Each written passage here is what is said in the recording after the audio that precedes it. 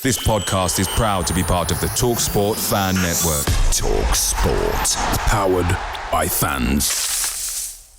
Danilo's free, and it goes to Gibbs wide. First time we've seen them attack them, and there's Francis! Well, that's what I wanted to see Robinson do. Taylor one, he scores! And the City ground goes ballistic! Here's Bob Williams. He's through here! And in the end, Forest will say it doesn't matter how you play as long as you win it. Yeah!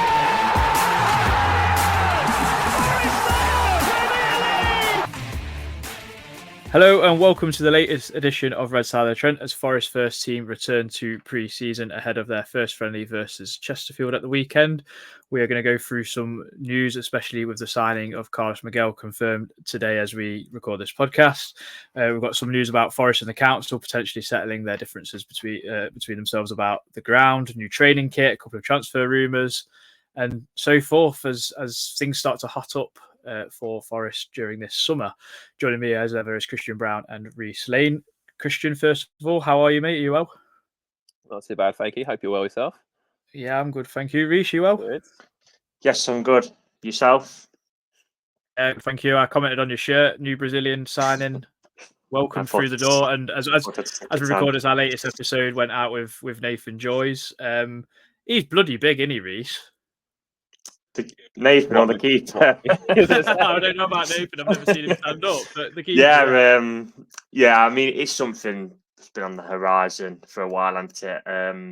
Hence why we did the pod and that with Nathan. So no real surprise today. And yeah, kind of good that little murmur of discontent with the news last week. It was just nothing to it, and the deal's done.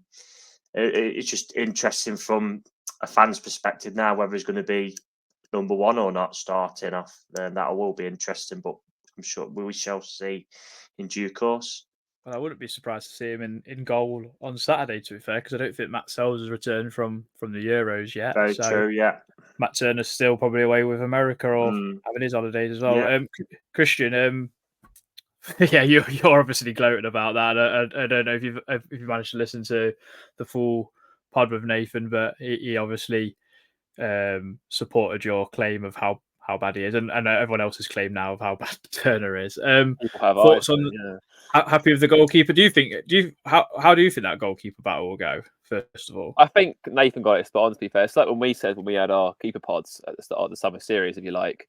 I think that I don't think Sales has done enough or anything wrong really to warrant being dropped, but we've got someone there who, age 25. I think he's, someone who can immediately challenge to be the short-term number one, but I think definitely signs with a view of being the long-term number one. And I think that's exactly how we should have approached it. I think that was the right decision to make for Forest. I think that, we've got a healthy balance now. We've got a goalkeeper obviously coming towards the end, but can still offer us quite a lot. And we've got another goalkeeper who has got, especially is ahead of him, who, will need some adapting to the league or the country more than anything else. I mean, I think, again, Nathan made a very good point about, like the differences, the flight to South America and that. Obviously, I know that full well, obviously going to Colombia and whatever else, but it's a massive adjustment for these players. I think that's something we tend to forget as football fans because we sort of assume they're going to be like robotic and just, transform over, but it's never always that way. And, life happens and stuff like that. But I think that generally speaking, we've done well there. And yeah, I think it'd be interesting to see where we are come January, because I think Nathan got it right. The first 10 games or so is probably what will be Nuno's gauge for sales. But I'm intrigued by Miguel. I'm generally quite excited by this signing. I really hope that this is the one that sort of leaves that area and stops it becoming the old left back for Forest where we couldn't get one for years on end. So yeah. I mean, I think what is good as well is that there was a lot of support, especially like in his interview, that it seemed like Murillo's contrasting reports of like whatever the interview was translated to, that he really spoke highly of the club and kind of gave that opinion of he was quite excited, and obviously they're friends from being at Corinthians, so that kind of gives quite good hopes in a sense that Murillo is actually quite committed to Forest rather than what's been said in the reports and everyone giving him a lot of jet, even though in the very first interview he said about his ambitions of going to play for these big clubs. Anyway, he's not really unknown, to be honest. I think as much for fans, of course, like Forest is everything, isn't it? Like it's the world we revolve around. But some Brazilian lads from Sao Paulo is not going to see it the same way. It's just not going to and especially someone as generally good as Murillo is and likely as good as he can be, he's going to have eyes on Real Madrid. He's going to want to play for those top clubs, and that's absolutely fine. Like, the Brighton model, which we keep trying to copy it as best we can. Again, you buy low, you sell high, you get the most out of them, and you move them on. That's football. Ultimately, until we get to a point where, if we ever get to a point where we are like a top 4 team or anything like that, this is always going to happen because we are part of the other 14, and the other 14 will have vultures circling around them every time they have someone good. So I didn't really.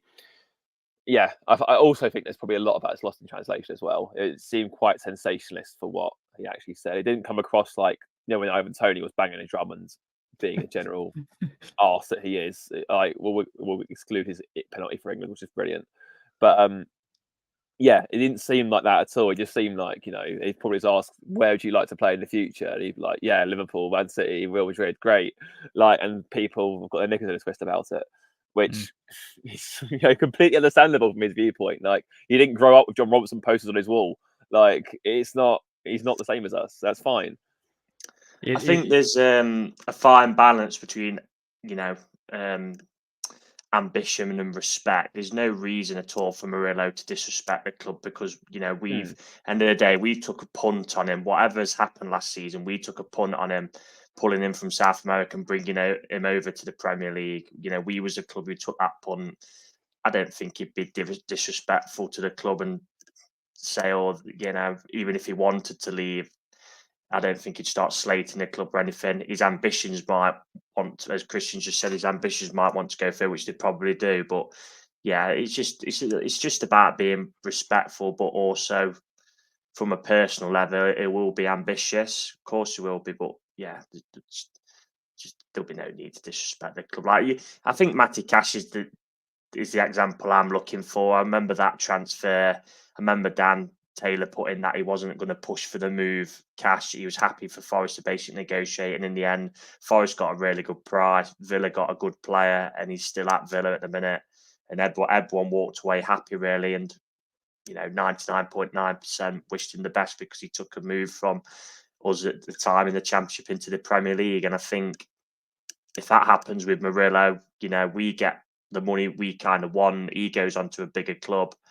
I think, like Nathan said, abroad, I think I'd be a bit disappointed if he went to Chelsea, really, because they're a bit of a mess, aren't they, at the minute? Especially with 2 left-sided defenders. If he went to, like, say, Atletico or Real Madrid, Yeah. obviously, you'd kind of think, well, we've got good money for him, we've made good money on him, and you'd kind of wish him the best, but we'll see what happens with that. The good thing is the ball's in our court. We're not thinking, oh God, we've got to sell him for PSR, etc. So yeah.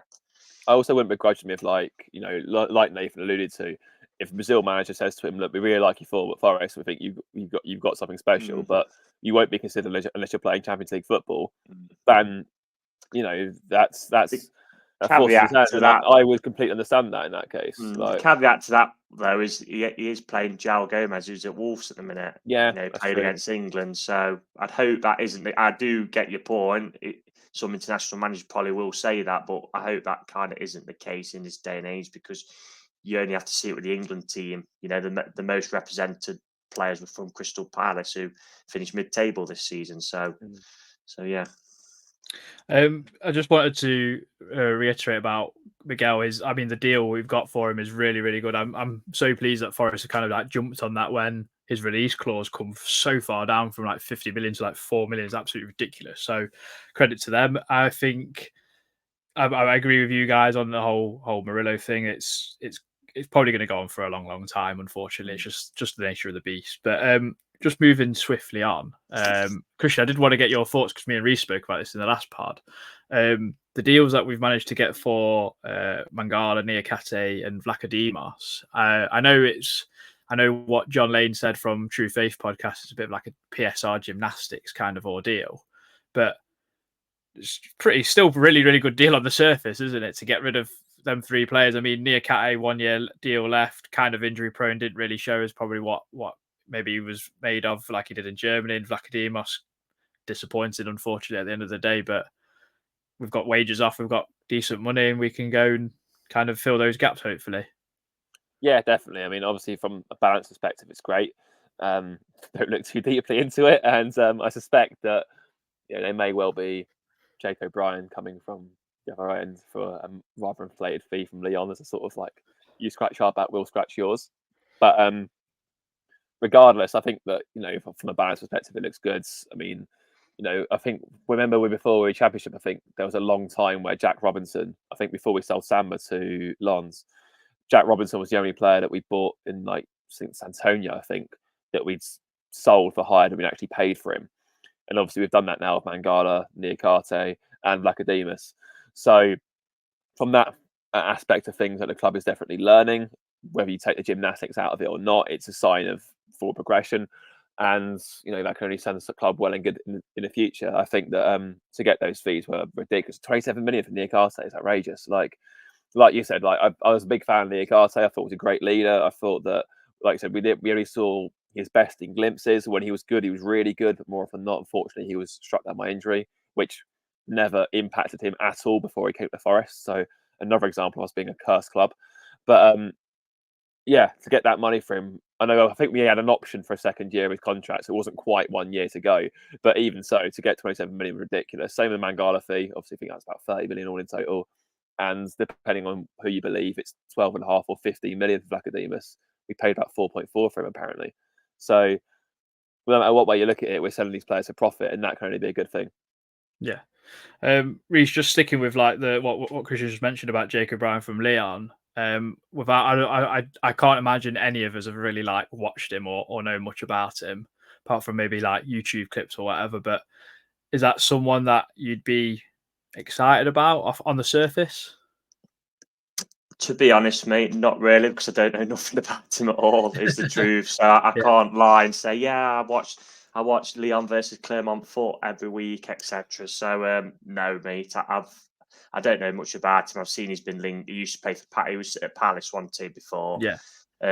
Obviously they got the connection with Leon, same ownership. Seen West Ham linked with him, which I guess is a little bit of a good sign, because they're further up the Premier League than us, and if they're looking at that type of player, then he must be half decent, you'd think. So we'll have to see what happens, mate. I do think there's probably going to be some deal done with Leon, isn't they? Like we just discussed there, the fees for Niakate and Mangala are slightly over the edge, aren't they? So over the top, should I say? So it wouldn't surprise me if there's a deal done there. And I'm just going to touch back on Miguel as well. I don't want to sound a bit downbeat on him, but I do kind of want to temper expectations on him, because we all, and this is the whole fan base really, everyone thought the same when Vlachodimos coming, that it'd be good. Turned out it was not. It just didn't work out. So with him coming from another continent and another league, there might be there probably will be a settling in period. So we'll kind of have to see, won't we? But like Christian said earlier, you're hoping that he's going to kind of be the guy who's going to become the number one, because he's 25? Yeah. So not even in his prime as a keeper, really. So you're hoping he's going to be the guy who's going to step up over time and become our solid number one over the next few years, really.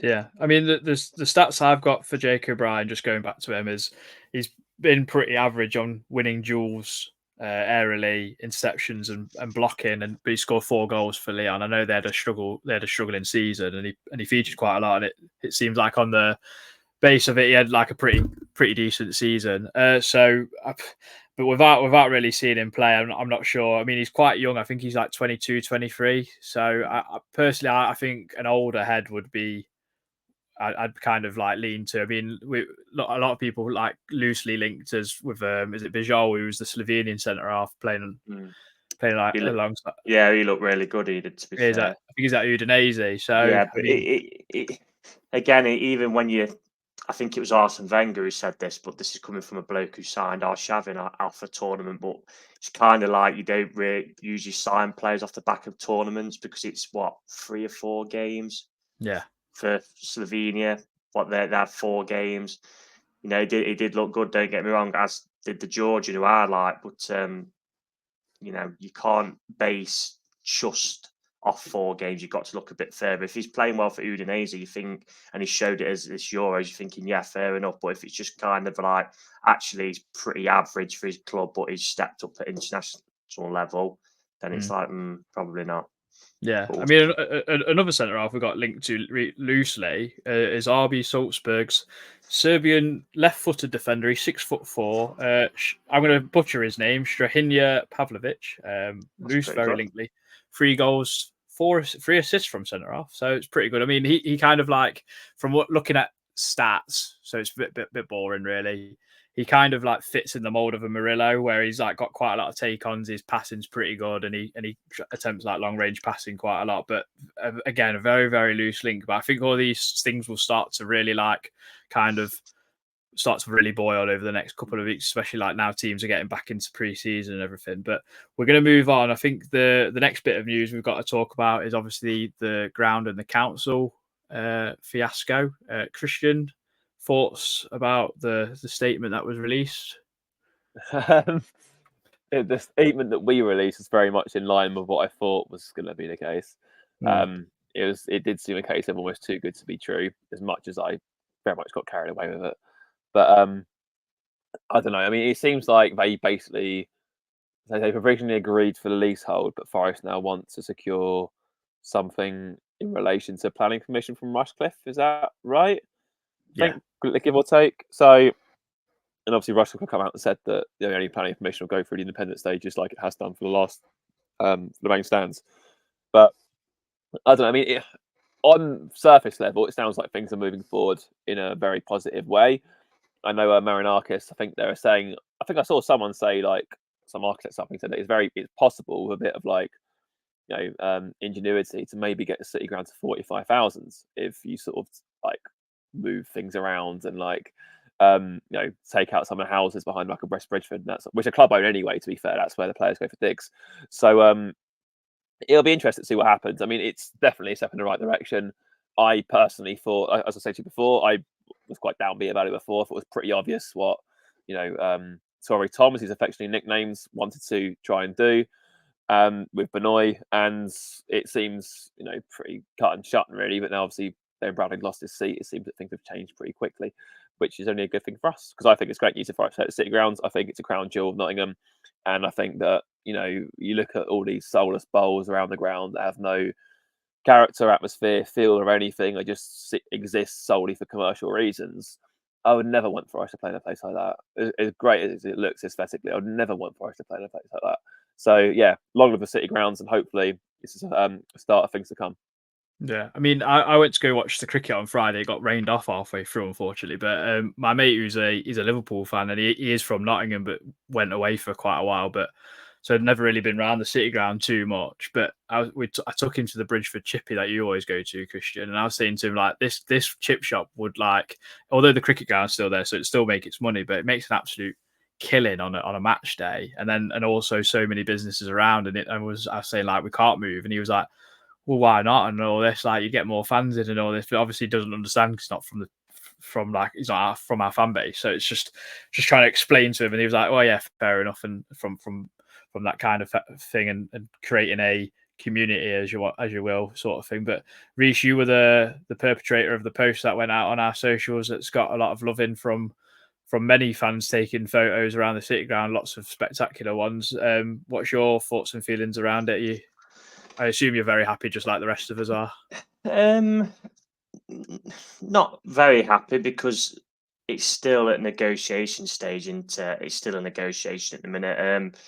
I think you'd probably say 99% of Forest fans want to stay at the City Ground, but that's only if they can extend it. If they can't extend it to kind of what they want to do, because let's be honest, some of the facilities aren't good enough. The main stand is not Premier League quality. To be fair, the facilities overall of the whole ground probably aren't Premier League quality, but like the Bridgeford, the Brian Clough, and the Trenton, you could probably get away with because they're modernised stands at least. Whereas, the main stands, God went out with the Macarena, didn't it? So, yeah, I mean, I just more reading a few bits on Twitter. It was like, that there's an offer now on the table, isn't there, which is like a gentleman's agreement from the city council. The problem is, I think the planning permission is with Rushcliffe Council, so it's two different councils you're dealing with, and it is a shame because it's kind of just kicking the can down the road again, isn't it? But like Christian said, hope there's the talking. Both statements contrasted each other a bit, didn't they? Yeah, oh yeah. But I see it from Forest's perspective. There's no point in Forest buying the land if they can't build on it, Of course. because that's just bad business, isn't it? We can't carry on having the ground we've got. It's not up to Premier League standard, is the truth. Yeah, We need more people in there, and we need some modern facilities. The club needs the club, even in the Championship, the club needs a new main stand. They need some modern facilities. Yeah. It's just a shame it's just taken so long. I mean, this was drawn up before COVID, wasn't it now? So what we're talking 2019, we're now 5 years on, and there hasn't been a bulldozer to be seen yet. So I'd like to think in the next, probably by the end of this coming season, maybe we will see a bulldozer, but we'll see what happens, mate. Yeah, Long way to go yet, I think. especially with like the ambitions that Marinakis has, especially like and with what you've seen at Olympiacos, what he's done with their facilities. I think You can't. I know people will, and I am in this boat. I don't want to see us move away, but you can't fault the man's ambition. yeah, no, you You know, can't at all. That's all. and if you can't get to that ambition where we are, it's kind of like, well, what do we kind of do? It's a tough one because Yeah. because it becomes then a sentimental decision, and you won't want to do that and think, God, we've brought the freehold, and then we can't do bugger all, which would be, like I said, bad for business. Yeah. Just moving on. We've had a release of our training kit. Just quick note on all that. I mean, I'm surprised with the red and the red shorts. Kind of looks like a first team kit rather than a training kit. I mean, I just wanted to ask you both, why are we always so far behind in releasing our kit for the season? It's an absolute, I don't know if it's a shambles or not, because we kind of make a big hoorah about it every year, but then it ends up, for me, it's been a bit of a disappointment since we've come up, really. I think it's not really been anything to shout about in my personal opinion, apart from like the third kit. But what do you think it is that what is it with us? Why is there so much drama? I don't think Christian. it's necessarily that big a deal. Like, I mean, I know, like, it's really fun. I tweeted last week, didn't I? Like, so many fans like, "Where's the kit? Where's the kit?" It's like, chill. It's gonna be red. It's gonna come out. Like, it's these things are gonna happen. People want to buy it for their summer holidays, Christian. Like, I think I saw that there's like 8 other Premier League teams that haven't released their kit yet. So it's not like we're the odd one out of the last other 20. Other teams will still be formulating. I suspect we'll see something this week. Obviously, they've got the training gear. Anderson alluded to the fact that he saw the kit. Obviously, said it was a nice one. Obviously, he wasn't going to say it was a terrible one, was he? But I mean, he still obviously what a great first impression that would have been. Yeah, It's not black and white. Honestly, I wouldn't be surprised to see something this season, this week. Sorry, obviously before the first game against Chesterfield. Obviously, if we go into that game wearing last season's kit, it's a bit dodgy. But that won't happen. There'll be something in place. So it'll be this week. Don't worry about that. It would definitely be this week because, like I said, first pre-season game.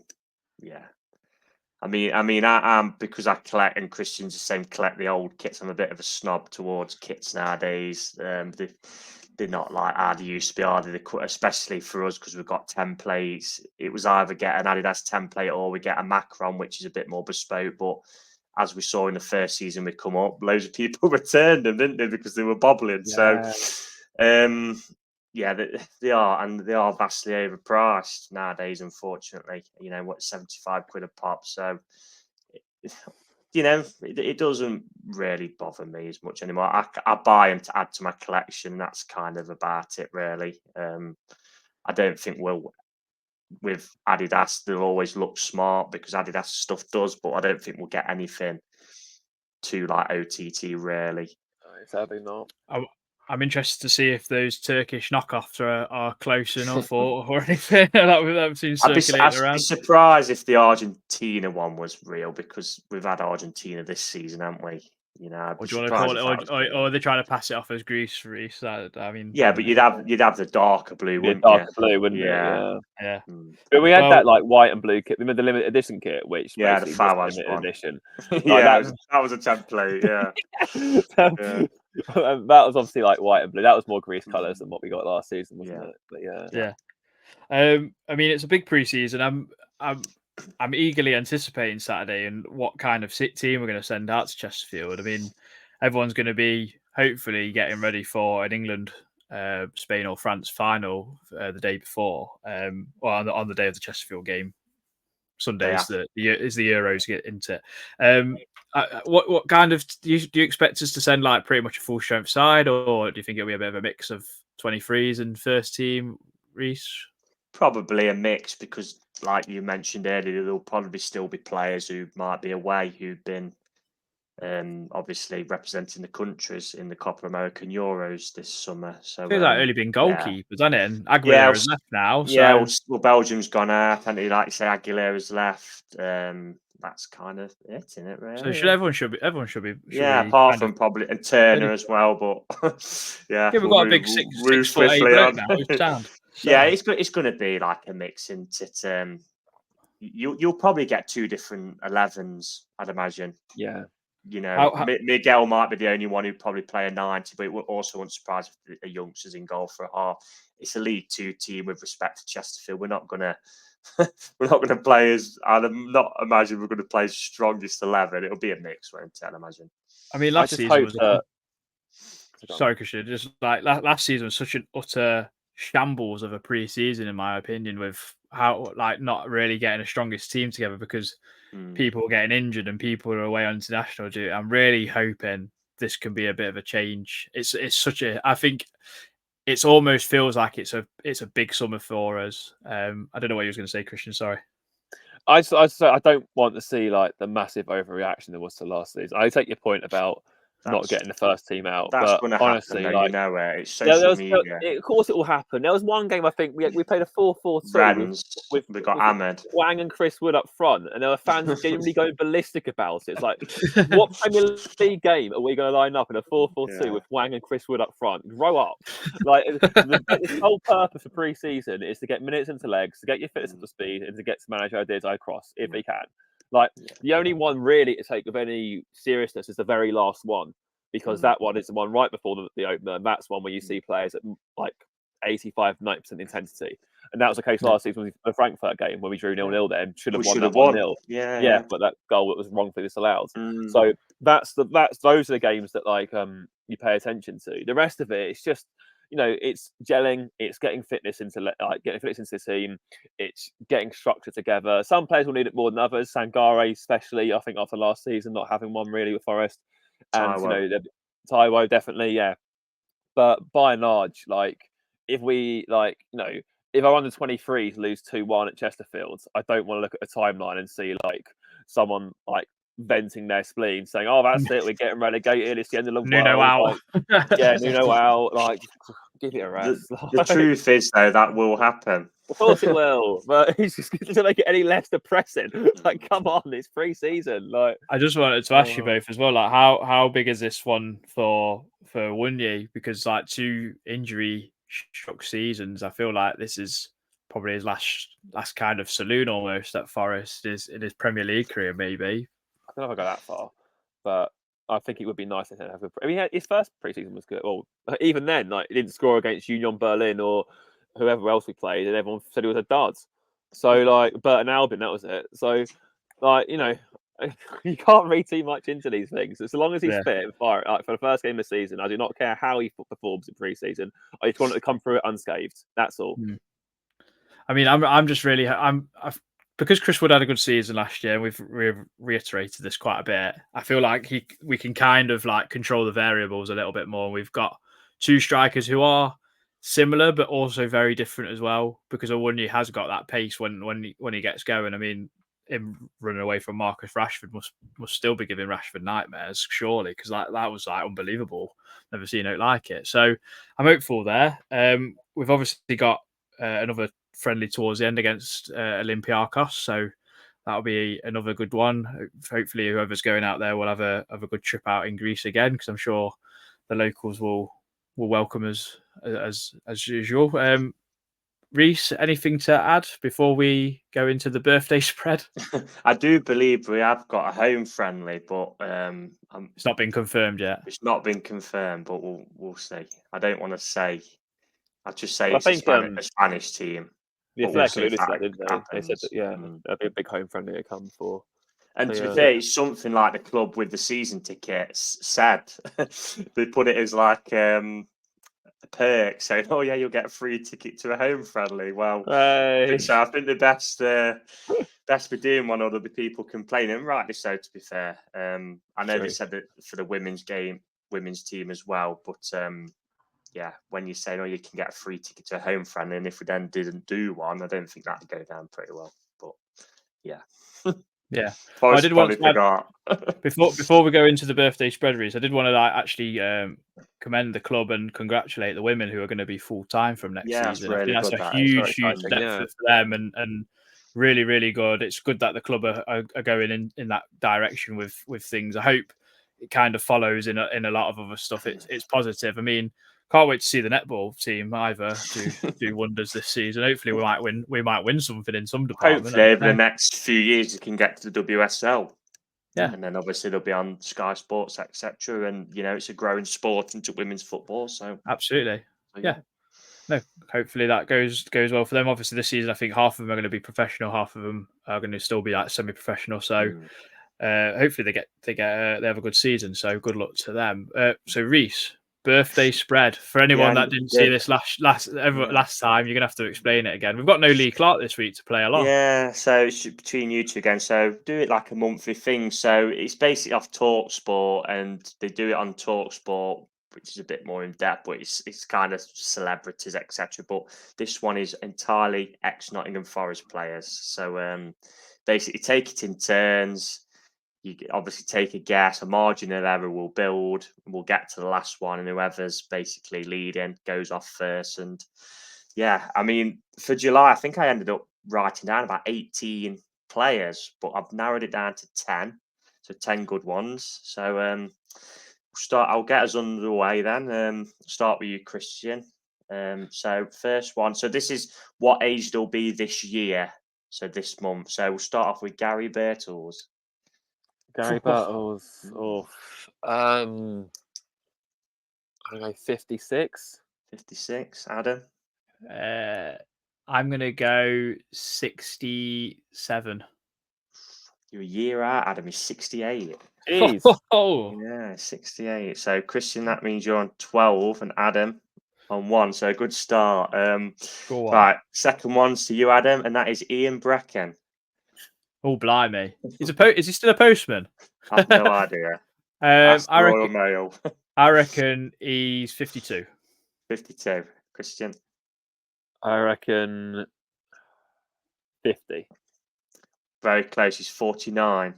Oh, So you're 1 out, Christian, on to 13. Adam, you're 3 out, puts you on to 4. So 13, 4. So over to you then, Christian. This one, Adama Diakabi, former last known club, Karabag in Azerbaijan.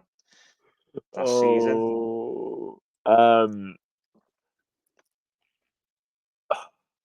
I'm going to say about 29. 29. Adam. I'm gonna say 31, just to be different. He is 28. Ah, So Christian, that makes 1 you 1 out onto 14. Adam, you're 3 out, and that puts you on to 7. Number 4, Adam, Chris Gunter. Oh wow, Former on. right back, Chris Gunter. He's retired. He's retired recently, hasn't he? Mm. He must be. I'm going to say 36. 36, Christian. Say 38. He's 35. Oh, disaster. Adam, you're 1 out, moves you on to 8. Christian, you're 3 out, moves you on to 17. So 17-8. So to bring up the halfway stage, number 5, John Claude Darshville. John Claude Darshville, former striker. This is great content. I don't know about There's 53. loads. 53 for you, Christian. I'm going to say 47. 49. Ooh, So 2 Christian, out. you're 4 out onto 21. And Adam, you are 2 out onto 10 at the halfway stage. Not looking good, is it? So number 6, I believe it's you this time, into Adam. One of your favourite players, Christian, Matt Mills. Matt Mills. Um, Wearing his shirt as well. His Yeah. last club must be somewhere in like India. I think he was at Forest Green, wasn't he, for a bit, I believe. Oh, was he? I'm going to say 37. 37. Christian? What about 41? He's 38. Oh, go on. 1 So out. Adam, again, 1 out. Very few 1 out. So that brings you on to 11. Christian, you're 3 out, so you're on to 24. So 4 to play. Next one with you, Christian, is Gino Padula. The left back who was signed by Gary Megson and then told he actually wasn't wanted. Oh, God. I imagine him in this shirt, actually. Yeah. I don't know, 51. 51. Adam? I'm going 44. He's 48. Oh, 4 out. So Christian, you're 3 out onto 27. Adam, small you're win 4 still. out onto 15. So 3 to play. Next one, Adam. Vladimir Stojkovic. Oh my God! Does anyone remember him kissing the ball? By the way, Yes, with his headband on. He actually was mint that game. To be fair to he him. was really good. Like Ross McCormack, couldn't score past him for toffee, and then he did, obviously. Vladimir Stojkovic. I'm gonna say 40. 40, Christian. Yeah, I think that's sort of ballpark. I'm going to go 41, be different than Adam. Is a direct hit. He's 41. So Adam, so Christian, you stand 27. Adam, you're 1 out onto 16. So 2 left, and there's 11 in it. So number 9 player, back to you, Christian, is Sam Surridge. Sam Surridge. Oh, jeez. Like 26, I reckon. Adam, 25. he's 26. Yeah, I just don't want to be different. 2 direct hits. So 27 plays 17. So there's 10 in it. So that means, Adam, you have to lead off first. So the last one is Claudio Jacob. Oh, I loved him. I'm not going to say his nickname, but I did really like him. I thought he was a good player. Claudio Jacob.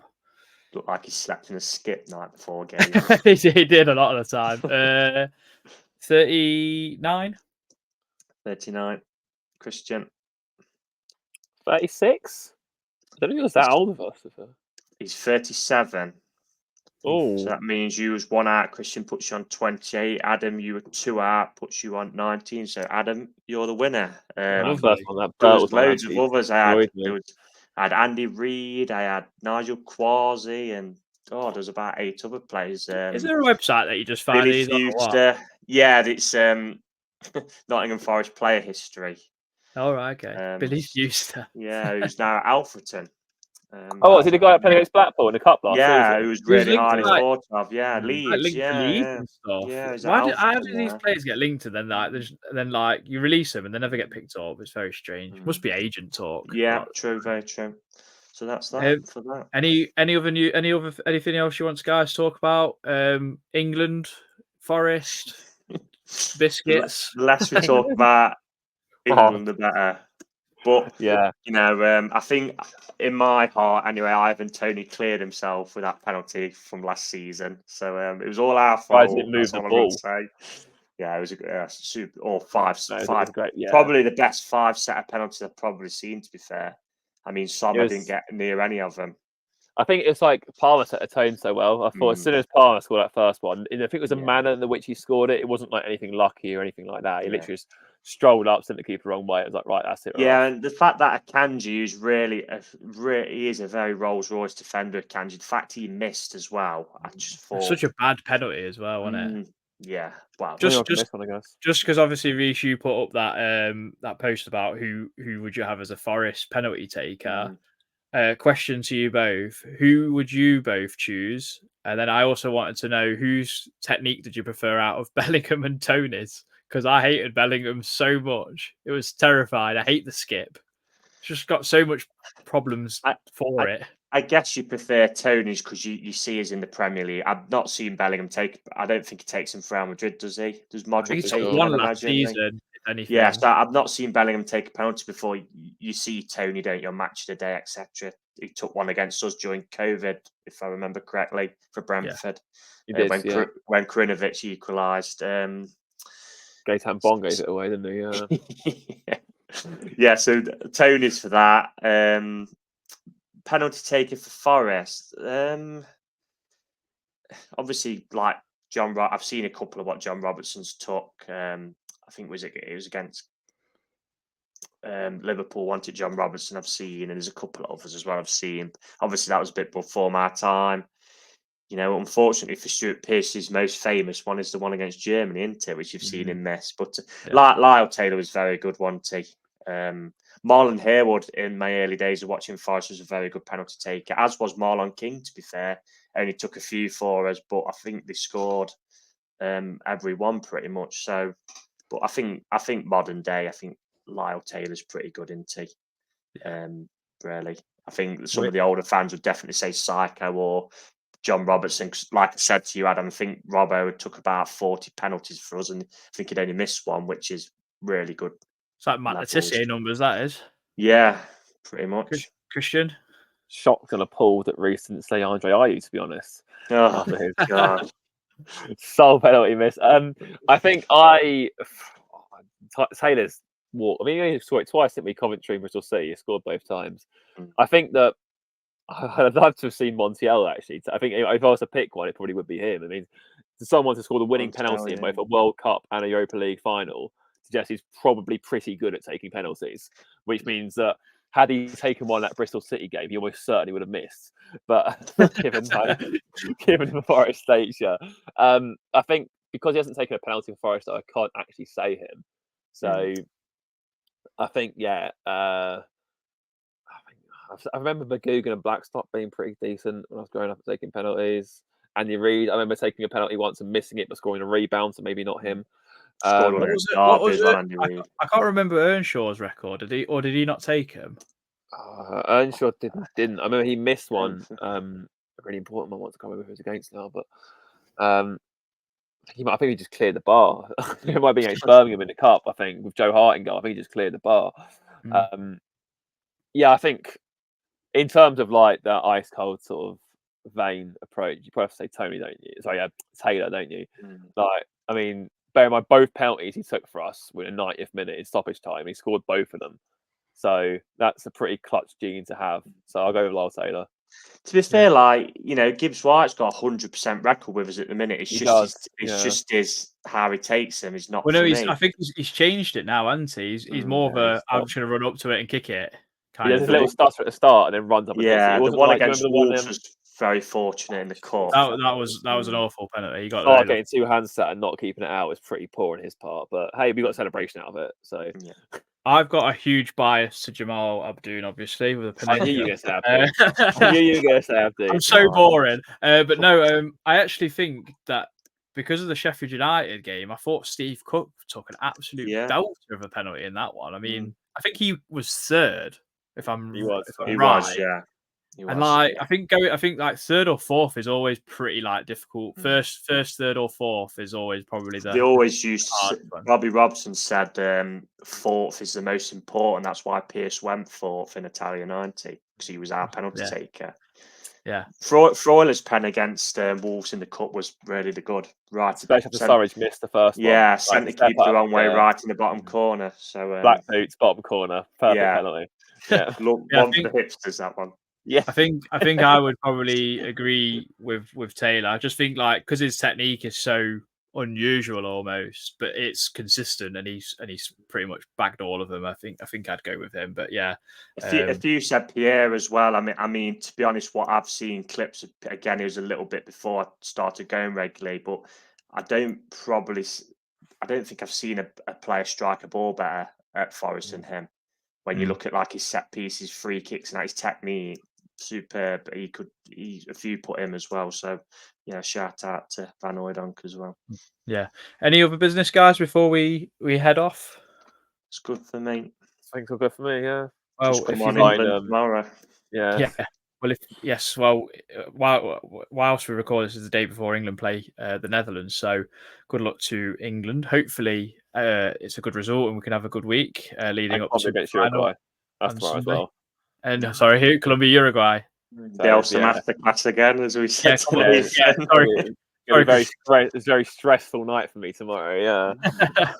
What are you doing? Are you doing like an all-nighter to watch both games, or what? Probably try. I think I might try to. Yeah. Although I think the Colombia game's at 1 in the morning, so I'll try and stay up for Not too bad.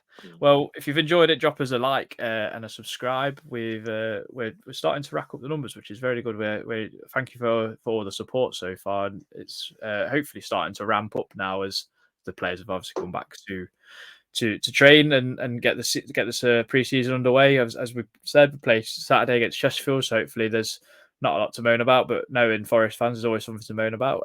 But hopefully you enjoy the week. Hopefully England don't cause too much pain and sorrow. Being them Forest fans. Yeah. We can kind of go hand in hand, don't we? But until then, take care. Have a good one. Come on, you Reds. This podcast is proud to be part of the TalkSport Fan Network. TalkSport. Powered by fans.